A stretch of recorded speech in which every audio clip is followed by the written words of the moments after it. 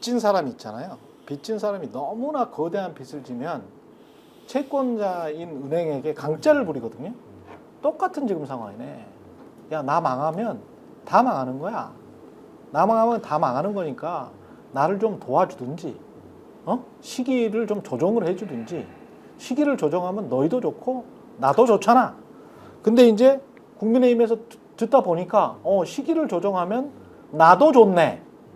나도 좋아. 한동훈도 좋고 윤핵관도 좋고 그동안의 불법 행각도 감춰줘서 좋고 2년 동안에 충분히 감추겠다.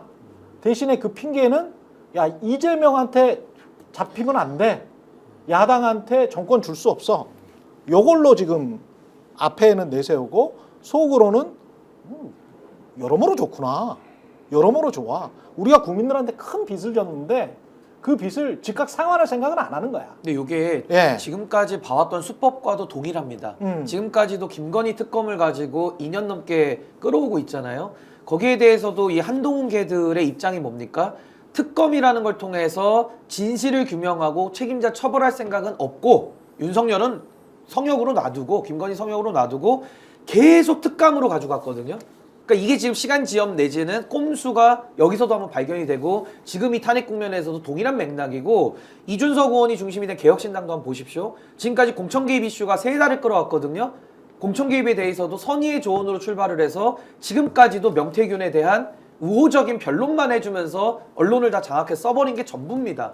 근데 이 자들이 지금에 와서는 탄핵을 앞두고 탄핵을 하면 친한계와 개혁신당 이준석 대표 쪽은 같이 책임을 지면서 도매급으로 넘어간다 이런 위기감을 이 사람들이 갖는 거거든요. 그렇죠. 그러면서 지금 상황도 역시 마찬가지로 특감과 선의의 조언 전략을 갖고 나와서 이 상황 내라는 잘못이고 위헌이니까 그건 풀어야 되지만 반란수계 헌법을 무력화시킨 윤석열은 지켜야 돼. 왜? 본인들이 권력을 더 해먹으려면 시간이 필요하거든요. 그러면서 이미 심판받고 떠내려가는 친윤들 어차피 그 더러운 표도 하나하나가 한 표기 때문에 자기들이 이미지 세탁해서 앞으로 치고 나가면 그 사람들도 우리를 지지하지 이재명 지지하겠어? 딱 요 전략으로 좀 맞아떨어지는 겁니다. 거기에 민주당 출신의 기회주의자들까지도 합쳐지면 절대다수가 되거든요. 이걸로 대선을 또 한번 치르자라는 전략이 이미 가동됐다고 저는 봅니다. 네, 이제 전 대표님 말씀에 동의하면서도 이게 그런 측면과 함께 친한계도 그러면 이제 그러한 윤석열 대통령의 흐름에 그냥 딸려갈 것이냐. 자기들도 또 무슨 수를 얘기를 합니다. 이것도. 그러니까 제가 말씀드리는 건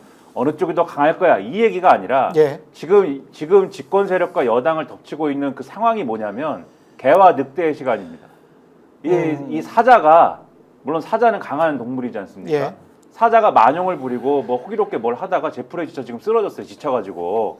그렇지 않습니까? 예. 그런 상황이 되고 지금 아주 그 해가 지고 있어갖고 어스름이 깔리고 어둑어둑해져서 뭐가 개고 뭐가 늑대인지 자기들이 지금 구분이 안 됩니다. 개 같기도 하고 늑대 같기도 해요. 근데 다들 서로가 늑대인 것 같다는 전제를 가지고 서로 침을 흘리면서 있는 겁니다. 친한계에서 아까 박정훈 의원이 쓴 글에 대해서 말씀드렸지 않습니까? 그 글에서 정말 웃긴 포인트가 하나가 있어요. 뭐냐? 민주당에서 얘기하는 김건희 특검은 받재요 또. 아, 김건희 특검은 또 받자. 네, 김건희 특검을 받자. 특검은 받아도 탄핵은 하면 안 된다. 그러네. 왜냐하면 김건희 특검을 받으면 시간이 좀 길어지는구나. 그렇죠. 그래서 쉽게 얘기하면 윤석열 대통령한테 목줄은 채우고 그렇다. 네, 시간은 좀 확보하고 시간은 확보하고. 네, 시간만 확보해가지고 어쨌든 윤석열 대통령으로부터 그 자리는 뺏어오는 건데 우리가 1년 동안 우리가 주도할 수 있다. 그렇죠. 친한계가. 한동훈 측이 자리는 분명히 뺏어오는 건데 네. 뭐 그렇게 말씀대로 그렇게 될 건지는 뭐 모르겠습니다. 제가 그게 성공하는 건지 모르겠으나 자기들 계산에 뺏어오는 건데 시간 벌고 뻔뻔한 인간들. 그 사이에 이재명 네. 그러니까 그 옛날에 타짜 대사로 하면은 그렇죠. 이재명 보내고 윤석열 제끼고 그 다음에 우리가 가는 거야 이런 거거든요. 그러니까 지금 대한민국은 네. 일순간 어떤 이상한 대통령 때문에 민주공화국이 갑자기 없어졌다가 다행히 살아난 그 순간이 있었고 거기에 대해서 여당이 어떻게 정치적으로 책임지고 어떻게 이거에 대해서 국민들에게 사죄해서 신뢰를 회복할 것이냐 이런 고민을 하고 뭔가를 고개를 숙이고 이래야 될 시간에 그거는 없고 개와 늑대의 시간이 돼가지고 늑대인가? 물어 뜯어야 되는가? 어떻게 하면 내가 배를 채울 것인가? 이것을 고민하는 지금 시간으로 접어든 것이다. 근데 제가 우려하는 게 뭐냐면 어떤 분이 이런 반론 제기할 수 있어요. 너무 신인교 이거 음모론 아니냐 이렇게 얘기할 수 있는데 예를 들면 이런 거죠. 음모론이라 그랬어요. 아 그러니까 저는 뭐 시간 지나면 다 입증된다는 확신을 예. 갖고 얘기하는데요. 예를 들면 아니 한동훈하고 이준석하고 게시판 갖고 늘 싸우고 앙숙 관계인데 어떻게 한동훈 이준석이 뭐 자리를 가져가고 힘을 모아서 보수가 또 해먹냐 말도 안 된다 이렇게 얘기할 수 있거든요. 근데 자세히 보시면요. 이준석 의원이 한동훈을 죽이려고 장례찬이라고 하는 친윤까지도 손을 잡거든요. 뭐 전화도 하면서 서로 이렇게 팀을 만들잖아요. 그렇게 해서 한동훈을 공략을 했는데 이번에 친한계와 친이준석계는 어떻게 손을 잡느냐.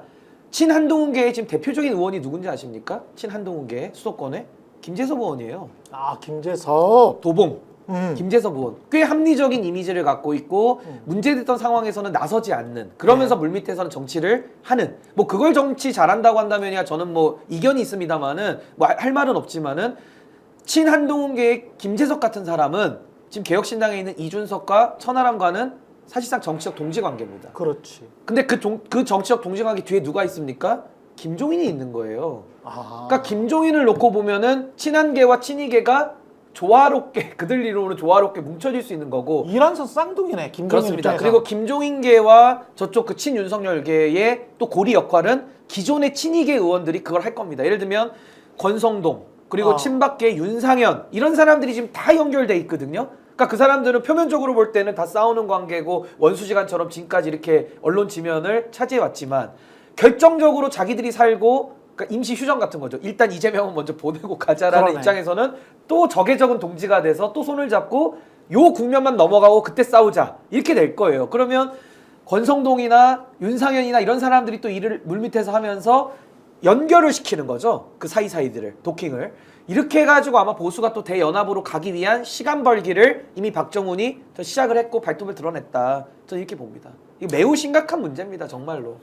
그래서 개헌 이야기를 하는 거고. 전 그래서 개헌 얘기를 처음부터 반대한 게 그래 민주당 일부에 또는 민주당 외곽에 있었던 그리고 지금은 이제 민주당에 없는 인간들이 개헌 이야기를 하는 이유가 같이 그거군요. 해먹자는 거죠. 같이 해먹자죠. 스픽스는 말하는 언론입니다. 대세는 유튜브, 그중에서 스픽스. 좋아요, 댓글, 구독, 알림 설정. 여러분이 저희를 사랑해 주시고 우리가 여러분을 사랑하는 4가지 방법입니다.